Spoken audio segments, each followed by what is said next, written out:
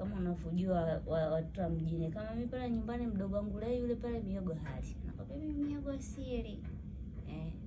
Yeye miogo hali, nakwambia yeye sio nguruwe.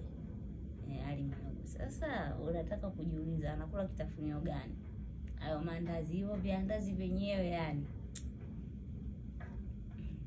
Anyway, acha tu.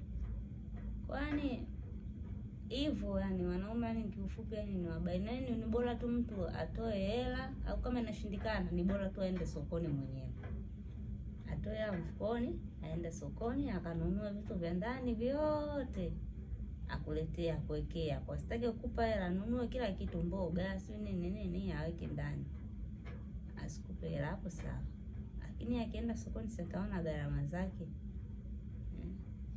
Mchele tu mzuri wa kupata sasa hivi, wa kuupika kidogo ya teristi unauza 3500 kilo moja.